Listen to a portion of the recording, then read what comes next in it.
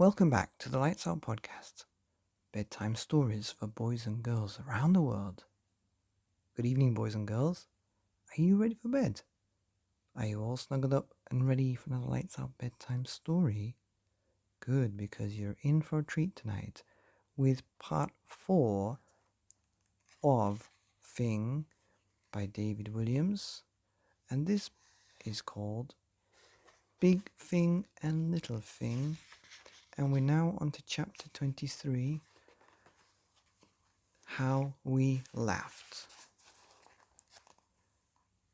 Needless to say, Mr. Meek could not believe his ears.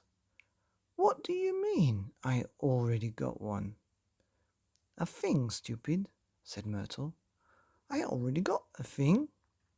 The girl pointed to a little cage in the corner of the room. "Look, dummy." In a state of shock, Father paced over and peered through the bars. There, nestling in some torn-up newspaper, was indeed a Fing, blinking with its one little eye. "Where on earth did you get this from?" he spluttered. "Pet shop." "Pet shop? Pet shop?" "Yeah, you deaf?" "I just said that."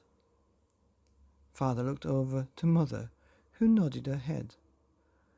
I'm so sorry, darling," began Mother, her face still wet with tears.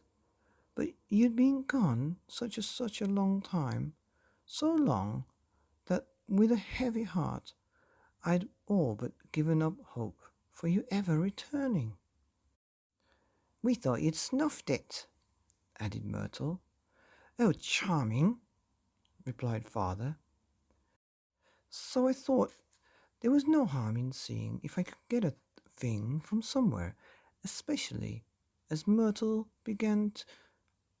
How can I put this politely? She began kicking off." "I gave Mum a bog wash," chuckled Myrtle. My hair needed washing anyway. And would you believe it," continued Mother, wincing at the memory, "it turned out they had a Fing for sale at the local pet shop. Oh, how we laughed." "Ha ha ha," agreed the girl. Mr. Meek took a deep breath. He wasn't one to get angry, but he certainly felt peeved.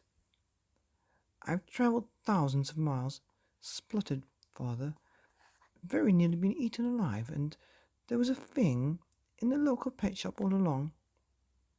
"Oh yes, I'm so sorry, dear," replied Mrs. Meek. "I suppose we should have checked before you set off."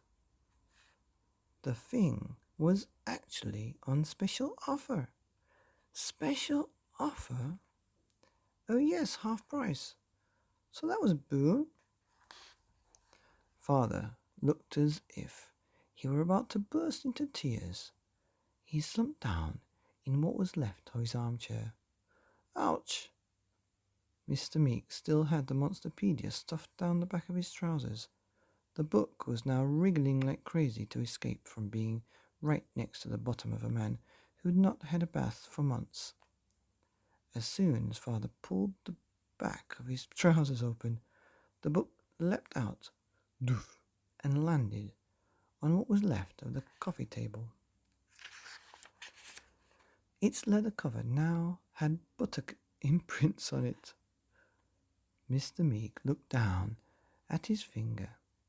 Despite everything, the Fing was still attached to it and looking up at him with hate in its one eye. Then the strangest thing happened. The man began to laugh. Ha ha ha ha. It wasn't a laugh that you hear when something's funny. It was a laugh that made you think he'd gone bananas. "Now we have two Fings, two of the world's worst pet, two, ha ha ha." "Yeah," said Myrtle, "I already got one. I don't want another one."